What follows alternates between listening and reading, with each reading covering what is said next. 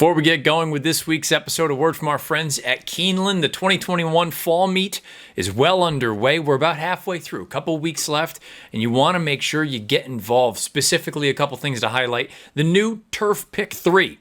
$3 minimum wager follows the same rules as the traditional Pick 3. There's a 15% takeout.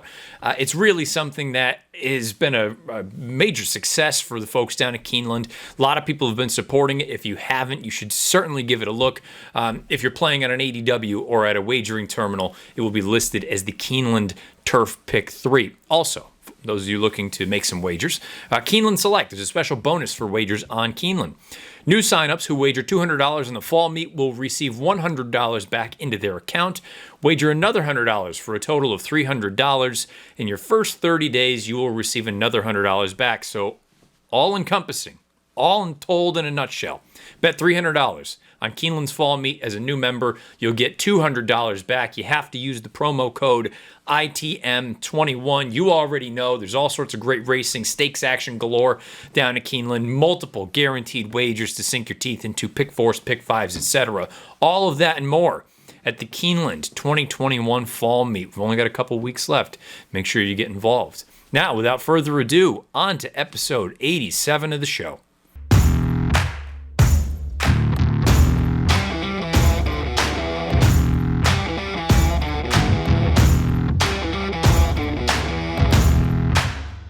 What's going on? Welcome into the Matt Bernier Show, part of the In the Money Media Network. My name is Matt Bernier. You can follow me on Twitter, @Bernier_Matt. Today is Monday, October the 18th, 2021. This is episode 87 of the pod. However you listen, thank you for doing so. You can find the podcast, Apple Podcasts, Spotify, SoundCloud, InTheMoneyPodcast.com, over on YouTube. Search bar Matt Bernier Show. You'll get this episode along with the 86 prior. This week's show is going to be dealing with the Breeders' Cup and taking a look at Del Mar specifically. I understand this may not be a perfect apples-to-apples comparison, but I've done this in the past. We did it last year with Keeneland. Let's do it with Del Mar here. Granted, it's the summer meet, and this is why I'm calling it not an apples-to-apples comparison. We're going to look at the track profile from the summer meeting and compare that to the results from the 2017 Breeders' Cup. So hopefully give you an idea of what running styles were most successful over the course of the summer at Del Mar, and also compare it to how horses won in the Breeders' Cup in 2017. And I recognize that the 2017 Breeders' Cup, the sample is this big, because you only have effectively one race at each distance. The turf at a mile to a mile and an eighth, you've at least got, to a mile and a 16th, you've at least got a few more races to pull from. But to be fair, not that I would be basing anything off of them in the big picture, but two of them were 2-year-old races. So I digress. Point is, we're going to try to find out what kind of running styles you would prefer to have horses that you like possess as we get closer to the Breeders' Cup World Championships, which we're now just about 2 weeks away from down at the Del Mar Thoroughbred Club. Did I say 2? Maybe 3 weeks, I guess. Hang on. 1, 2, yeah, let's call it 3. By the time you're listening to this, maybe it's 2. I don't know. You get what I'm saying. First weekend in November down at Del Mar. The other piece, before we dive into this, and we're going to wrap up the show as we have all season long with forecasts, FiveThirtyEight.com for this week in the NFL. But before we get into the charts and talking about track profiles, the thing that I want to get out there now is, as I pull up the calendar again, today is the 18th.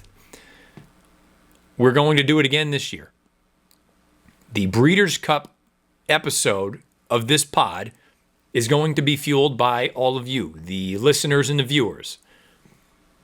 What we need in order to make this happen is 3 selections, or 3, let's call them horses, just in general, for the upcoming Breeders' Cup. And I recognize that you're not going to be able to look at the entirety of what these fields look like or what the post draws are going to be, this, that, and the other.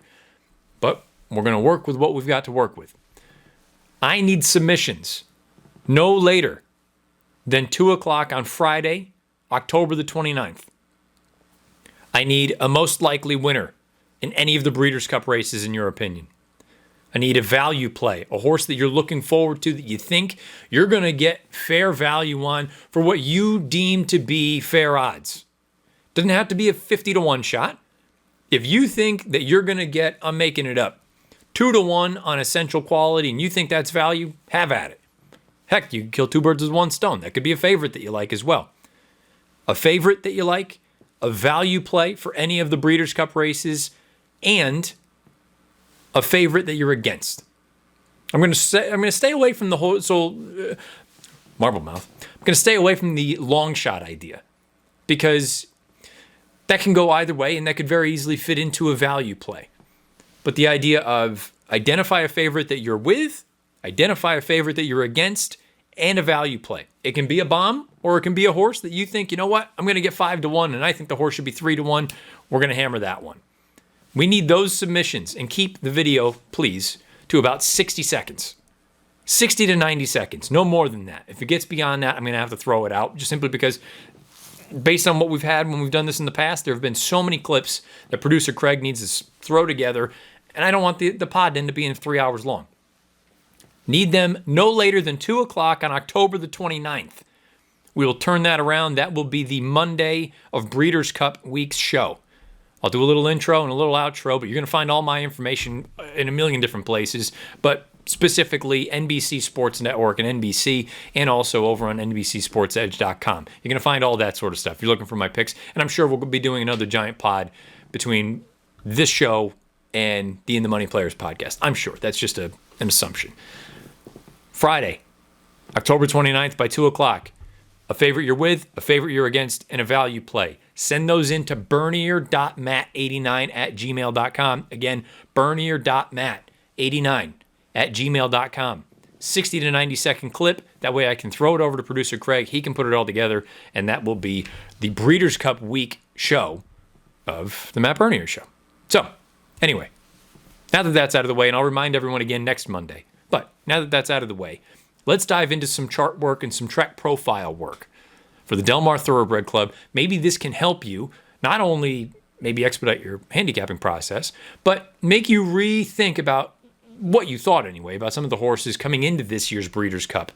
And now when you see that they may fit a certain running style, maybe you give them a second look. Perhaps at a price, perhaps as a favor, who knows? But let's get into it. Track profile for Del Mar and the Breeders' Cup. Well, this is either going to be a positive or a negative for some folks. I had a lovely 25-minute piece recorded, and when I went to play it back, the wrong microphone was selected, so there was no audio.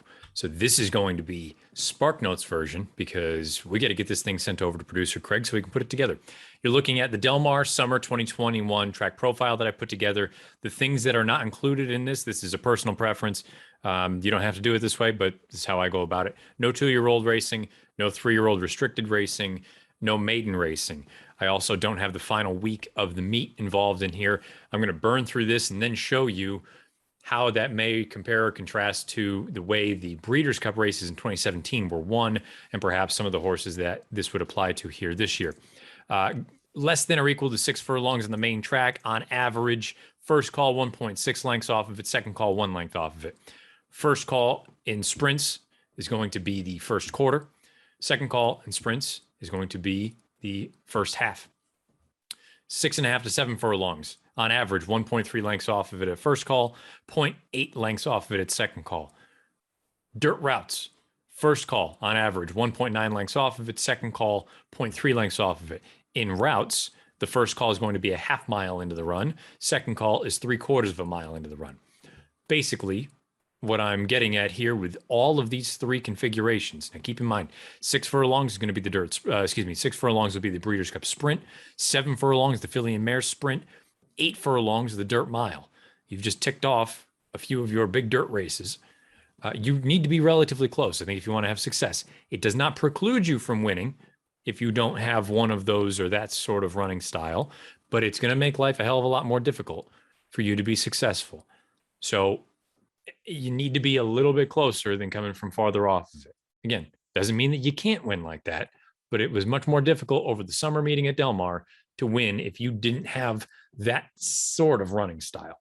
As far as the turf is concerned, 5 furlongs on grass. This is one of the more interesting ones to me because while the average is 1.8 lengths off at first call, 1.4 lengths off at second call, also worth noting, second call for me, I use 3/8 of a mile into the run as opposed to a half mile in because in a 5 furlong race, a half mile into it, it's effectively over. I'm more interested in the 3/8 call. So as they're rounding the turn, if you take out some of the larger numbers in here, I mean, you can see that you've got horses that rally from 6.5, 5 lengths off of it, 4.5, 3.5. And then at the second call, you've got horses even still rallying from almost 5 lengths off of it, 4.5 lengths off of it. For me, it just really hammers home that, yes, speed is important in these short turf races. And again, this is coming from someone who is a disaster at turf sprints. But the big picture, I think if you're good enough, in the Breeders' Cup especially, you can rally from off of it and still be a threat to win some of these races going shorter on grass. 8 furlongs on turf. This is going to apply to the mile and the 2 juvenile races on grass. 3.7 lengths off of it at first call, 2.4 lengths off of it at second call. I think it just really reiterates or hammers home the idea that you don't want to be 100 out of it. You don't have to be pushing the pace, but you don't want to be coming from 15 out of it. It's going to make life really, really difficult unless the circumstances set up beautifully for you, which they could. Who knows? That's the beauty of this. This is not the end all be all. This is something that you can use to your advantage from a handicapping standpoint to try to make life a little bit easier, maybe expedite the process some by saying, you know what, this horse who has no early speed, they're going to need a meltdown. Maybe I don't spend so much time watching all their replays or this, that, or the other.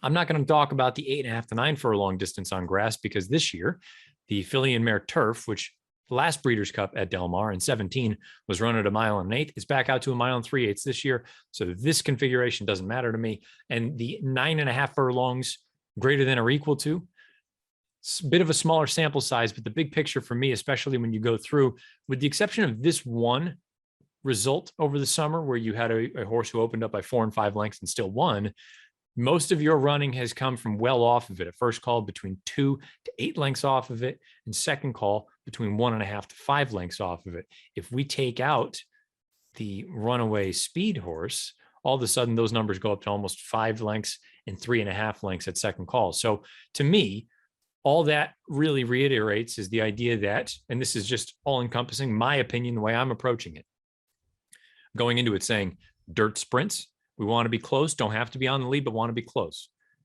Dirt routes, maybe even more so, want to be pushing the lead as we're rounding that far turn, because I don't know how much farther back you can really be if you want to be considered a threat to win.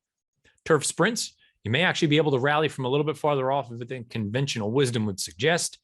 Turf routes at 1 mile, if you want that, then the low-hanging fruit, I use Wise Dan, I use Tepin, World Approval, those kind of horses. You even got Stormy, think of her. You need to be able to be within shouting range of the front and still have a late kick. Not saying that you can't win from farther back, but these horses who have that tactical ability and can still finish, they're going to have such an advantage on those who are going to be closing like freight trains, but they've got to come from 1 mile out. And then the longer distance turf racing at Del Mar over the summer anyway, I think you were better off coming from a little farther off of it than you would be up there actually pushing the pace throughout. So just my opinions. Let me know what you think about those ideas. And again, I apologize that this isn't going to be that brilliant deep dive that I thought I had put together for 25 minutes, but it's getting a little bit late. We got to get this thing over to Craig, and I'm just a dummy. You can tell I've been out of my office for a while if I'm screwing up the audio on a Zoom call. Now, back to 2017. This was when the Breeders' Cup was run here. Let's compare and contrast the winning running styles to what we saw over the summer at Del Mar. Rushing Fall won the Juvenile Fillies turf. This was run at 1 mile. Again, I'm more interested in the second call piece. She was only about 1.5 lengths off of it. I think that's a really important thing to hammer home. You go back over here to the dirt mile, Battle of Midway. Second call. You need to be basically within a length or so as you hit the top of the lane. Keeping in mind, second call in a dirt route, or any route in general, is going to be 3/4 of a mile into the race. So this is basically at the top of the lane. You need to be in position to get the job done. Mendelssohn, a very similar situation to Rushing Fall at the mile. Look at that second call. Rushing Fall was 1.7 lengths off the lead. Mendelssohn was 1.6 lengths off the lead. You will hear something similar to that when we get back to the mile momentarily. Forever Unbridled, she won the distaff. A little bit of an interesting position because I think she's a bit of an anomaly. And I know there are a couple other races in here at this distance that suggest it's not an anomaly. I'll explain why I believe that to be the case momentarily. Declaration of Peace at 14-1 won the Juvenile Turf Sprint. As you can see from a running style standpoint, he rallied from well off of it. 6 lengths at first call, 5.2 lengths at second call, indicating that he was probably just the best horse that day. Caledonia Road. She was another one who fit that same profile as Forever Unbridled, rallying from off of it, as did, and we'll just kind of jump to Good Magic, who was a little bit farther off. The reason I'm not fully buying into this, that horses are better suited rallying from off of it at this sort of mile to a mile and an eighth distance, is because 2 of these races are from 2-year-olds. And 2-year-olds in general, I think, are very random. You can get precociousness. I don't think there's a lot of signal in seeing what they do as far as drawing conclusions from the way that certain configurations play. So I think the Forever Unbridled piece was simply because she was the best horse. These 2, I'm not suggesting either of them weren't the best, but 2-year-olds, I just don't put a lot of stock into how they go about winning races. There's still too much random. To me, there's a lot of noise in that. So I would still suggest looking for horses that are more forward than rallying from off of it, unless you project there to be an absolute pace meltdown, and some of these horses can take advantage. Stormy Liberal, perfect example. Again, turf sprint, rallied from 5.1 and 4 lengths off of it at first and second call. Goes to show that if you are the best, you can rally going 5/8 at Del Mar on the grass. Bar of Gold, 7/8 of a mile on the dirt. She rallied from 100 out of it.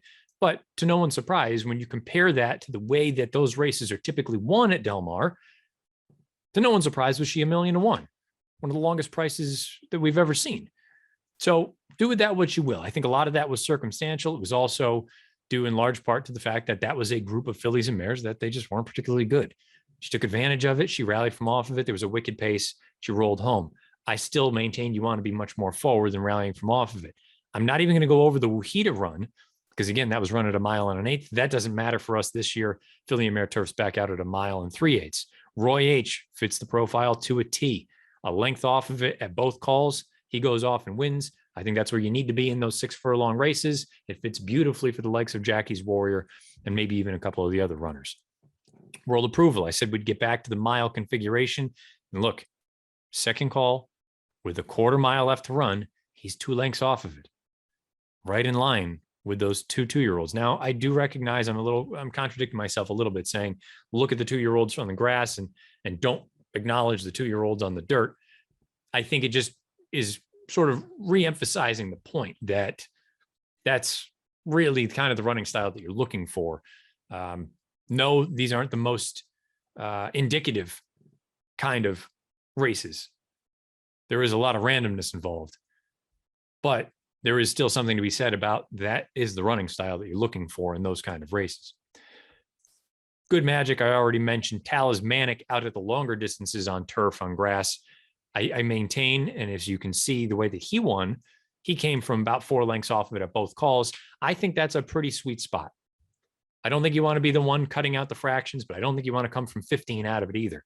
You can be mid-pack and then really start warming things up as you round the far turn. I think you got a big chance to get the job done down at Del Mar. And then the Breeders' Cup Classic, Gun Runner feeds into the idea that you want to be forward. You don't have to be on the lead, but you don't want to be rallying from too far off of it. And again, I cannot reiterate enough, circumstances can play into things. If you think that that classic is going to be a pace meltdown, then maybe that part of the profile you're not factoring in, or you don't need to factor in, because you think it's going to be just a catastrophe for anyone who is on the front, that it's going to take everything out of them and it's going to set up for a horse rallying from way out of it. That's up to you as the handicapper. All this is meant to do is try to give you something to think about as far as the horses who will run in the Breeders' Cup and where they're likely to be positioned in any of their given races. I apologize again for this not being perhaps as in-depth as that other one that I just recorded was, but it's time to get this thing out the door. And I still think there is enough information that we can glean and pull some facts from that. You know what?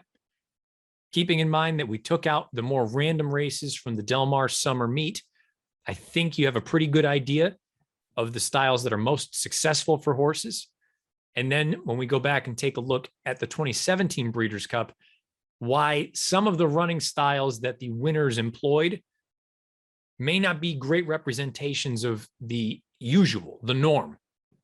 And keeping in mind, it's a very small sample size. You've only got 14 races total that we've talked about from a Breeders' Cup 4 years ago. All things to think about. Let me know what your opinion is of track profiles or any of this information beneath the video player on YouTube or on Twitter at Bernier_Matt. Now let's get to week number 7, NFL 538 forecasts, dive into some of those games. And again, overall thoughts on this track profile piece and where you agree or disagree. Let me know beneath the video player on YouTube or on Twitter at Bernier_Matt. Let's talk some NFL forecasts over on 538.com. If you haven't been paying attention or following along for the past few weeks, 538.com, you go through, you put in your forecast what your probability of a certain team winning any given game is. You're not factoring in the spread. You can keep track throughout the year to see how your overall projections are. And I think this is a good exercise for those of you who have never gone through and done anything, especially from a horse racing standpoint. If you haven't gone through and priced out races, this is basically what you're trying to do. You're assigning a probability to each one of the runners in a race. The difference is you're just doing it on an NFL game or the entire slate of games. So far, been a pretty solid season. 67% with the outright winners, identifying who was going to win the game. This past week, week 6, going into Monday night, knowing that we still got the Bills and Titans game, which I'm way, way over on the Bills right now. I think they win by 18. I have them winning 34-16. 10-3 headed into Monday night. A couple of tough losses. Had Seattle last night on the road.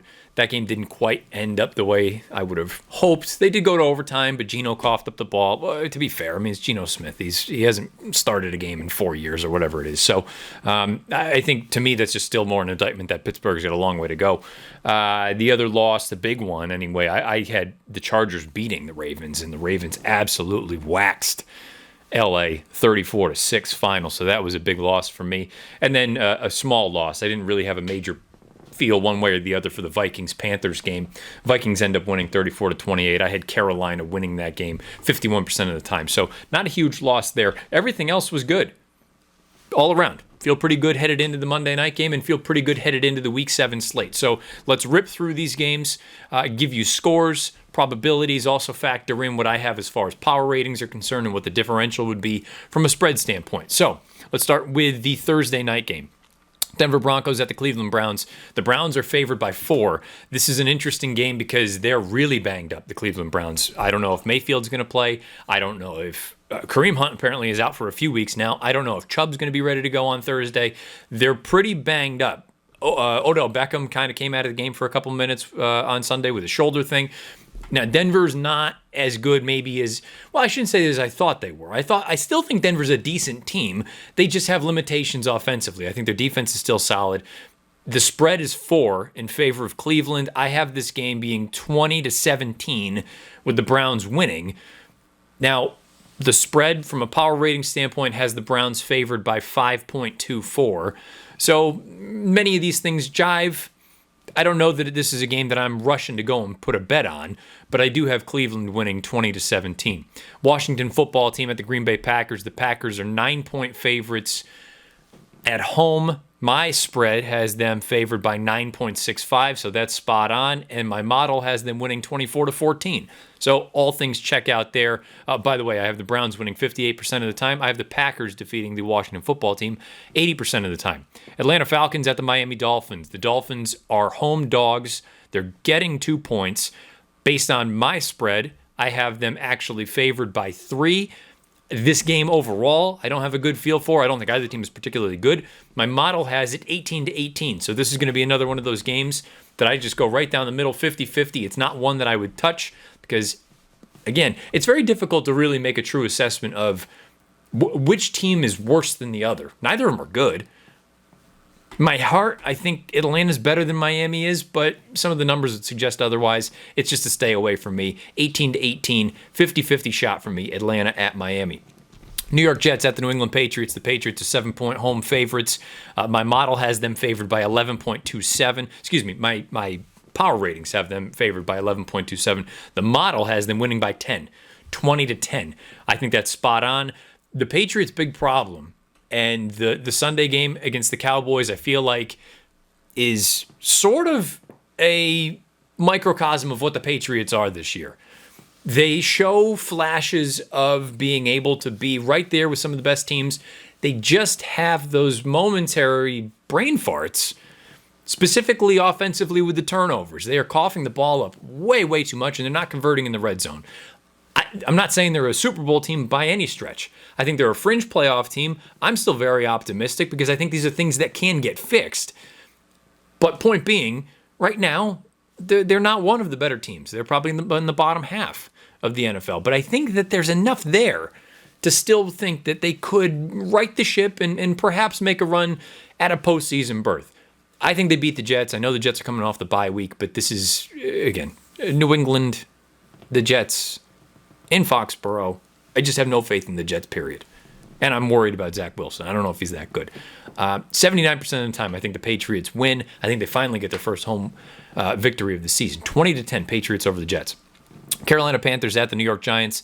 The Giants are 3-point dogs at home. My model says that's spot on. I have Carolina winning 17-14.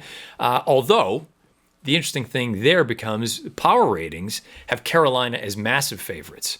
They have them as a 12.27 point favorite. Based on what I've seen the past few weeks from the Panthers, I've kind of done a 180 on them. I thought they were actually pretty good at the beginning of the season. Maybe that had to do with beating up on some lesser teams. And who knows, getting back against a team like the Giants, maybe that'll solve everything. I just haven't been overly impressed. Sam Darnold still is, he's very up and down right now. So I've got Carolina winning 17-14, which is right on line with the 3 points that the Giants are catching at home as a home dog. I have them winning, by the way, the Panthers 59% of the time. Kansas City Chiefs at the Tennessee Titans. The Titans are 4.5-point home dogs. This could change slightly based on the Monday night result with the Bills in town. I don't know how much it would change, though, realistically, one way or the other. I have the Chiefs winning 27-24 on the road in Nashville. That comes out to a 59% probability. From a point spread standpoint, on the power rating side of things, I have the Chiefs as 5.65-point favorites. So the model is not quite as bullish as the power ratings are, but they're relatively close in the same ballpark. Cincinnati Bengals at the Baltimore Ravens. The Ravens are 6.5-point home favorites. Based on the power ratings, I have the Ravens as 3.91-point favorites, so effectively a 4-point favorite. The model has the Ravens winning 20-17. Many of these numbers are jiving, but effectively it's suggesting, both my model and my power ratings, that 6.5 is kind of a big number for Baltimore to be favored by. I wonder if a lot of that has to do with the shellacking this past weekend of the Chargers. I'm starting to believe in the Bengals, not just because of their record, but when you watch them play, I think they're actually a pretty good team. Which, maybe it is as simple as you get a guy. You need a quarterback in the league. I'm not breaking any news there. Joey B's got something to him. He's got he feels like a dude. Feels like the guy that can go in there and lead a team, and maybe he's turning things around from a culture standpoint. I don't know that the Bengals win, but I do think that they can cover that 6.5 number. I have Baltimore winning 20-17 at home. That's a 59% probability. Philadelphia Eagles at the Las Vegas Raiders. The Raiders are 3.5-point home favorites. My model has them winning by 7, 24-17. My power rating suggests this is effectively a coin flip. They've got the Raiders only favored by 0.68 points. I'm leaning more toward the model. I just don't like Philadelphia. I don't think they're particularly good, really, at anything. Hurts at least can extend plays, but I'm not convinced that anyone in that NFC East outside of Dallas is any good. So to me, I firmly believe in the model in this one. The Vegas Raiders, they may not be superstars either, but I think they are better than Philadelphia. I think they win by a touchdown. 70% of the time, I think Las Vegas defeats Philadelphia from a probability standpoint. Detroit Lions at the Los Angeles Rams. The spread is huge. The Rams are 15-point favorites at home. My model has the Rams winning 27-10, which would be covering that 15. I'm not suggesting you go out there and take that, but do with that what you will. And my power ratings have the Rams actually favored by 18.61. So in a way, both of my numbers would suggest they're going to cover the 2 touchdowns plus, but that's never, ever a spread that I'm looking to get involved in.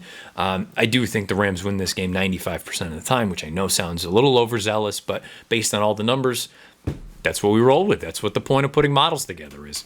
The next game is even more bullish. Houston Texans at the Arizona Cardinals. The Cardinals are 17-point favorites at home. My model has them covering that, 31-10. Arizona defeating Houston. The power rating is enormous. Again, I'm not suggesting this is how it will play out, but the power ratings have the Cardinals favored by 27.97 points over the Houston Texans, effectively by 28.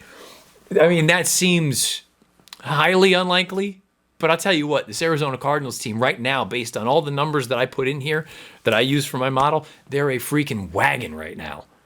Maybe it has to do with some of the competition that they've played, but they've played some pretty good teams. I don't know if it's sustainable, but right now, it's hard to argue that either them or Buffalo or Dallas, I mean, those to me, well, actually, I can read you my top teams as far as the power ratings are concerned. Buffalo, number 1, that's before the Monday night game. If anything, that number could grow or it could come down. Arizona, 2, the Rams, 3, the Cowboys, 4. Then you got a little bit of a drop-off, not a huge drop-off, but then Baltimore in 5th. I mean, Arizona's just been absolutely mashing teams. So do with that what you will. I have them winning 31-10. The power ratings say it's even a bigger discrepancy, and the spread itself is -17. That's another 95% probability for me. Chicago Bears at the Tampa Bay Buccaneers. The Bucs are favored by 13.5 at home. My model is not nearly as bullish, nor are my power ratings. The model has them winning by 10, 23-13. The power ratings have them favored by 9.72, so effectively 10 points. My model and the power ratings are kind of simpatico compared to the 13.5. That would be one that I'd probably stay away from, although I don't think anyone's going to argue that Chicago is as good or better than Tampa. I have Tampa winning this game 80% of the time. The Indianapolis Colts at the San Francisco 49ers. This is an interesting one for me because, and from a gambling standpoint, it would be a stay away, but it's interesting to compare and contrast certain metrics and what one piece or one model believes compared to another. The Niners are 3.5-point home favorites. My model has the Colts winning 20-13 on the road, but the power ratings have the 49ers favored by 1.43 points. So everything is a little bit all over the place there. It's a game I would stay away from. Indianapolis is starting to play better, and you can understand why folks were, based on what we've seen recently anyway, why folks thought they were clearly the pick in the AFC South, and still with the way things are trending, they're probably still going to win that division because the division sucks. But neither here nor there. Again, a game I probably will stay away from. Based on the model, it suggests the probability of Indianapolis beating San Francisco in San Francisco is 68%. I'm not nearly that high on it, and this is where a little bit of the human element comes in. I pulled that way back down. I'm only going to go in at 55% toward Indianapolis just because I feel like it's just a funny game, and I'm not all in on believing that Indy wins this game, 2/3 of the time. The last game, next Monday, New Orleans Saints at the Seattle Seahawks. The Seahawks are 4.5-point home dogs. I have the Saints winning 23-17 based on the power ratings. Seattle is only a 1.73-point dog compared to New Orleans.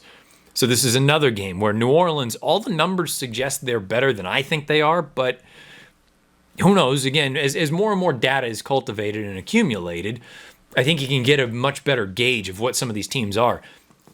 When I watch the Saints, I don't see it, but all my numbers suggest they're actually better than what I think they are. The models suggest they win 69% of the time at Seattle over the Seahawks. I pulled that one back as well. I'm going to go down to 60% with that just because, again, eye is telling me one thing, numbers are telling me something else. Very similar to what we talked about with the horses. What do the speed figures tell you versus what does your eye tell you when you watch the tape?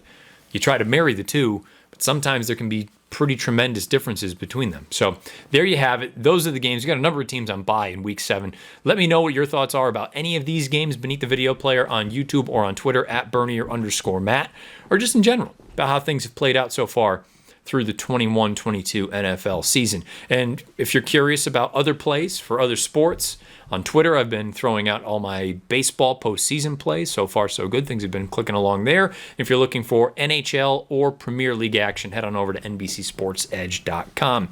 That's going to do it here for episode 80. What episode is this? 87. Wow. Episode 87 of the show.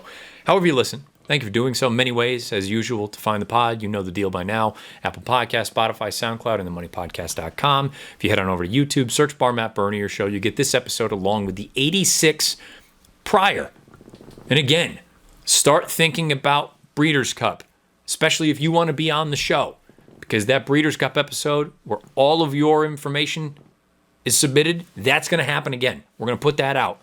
I need most likely winner, a bit of a value play, and a vulnerable favorite. A horse that you think at a short price you can beat, a horse that you just think is the bee's knees from a favorite standpoint, and who's a horse that you're interested in betting on, you think you're going to get some value. You need to send those on over. You know the drill by now. Thank you again, all of you, for your continued support. It means a great deal to me, and until next Monday, best of luck however you play, whatever you play, and wherever you play. This has been episode 87 of The Matt Bernier Show.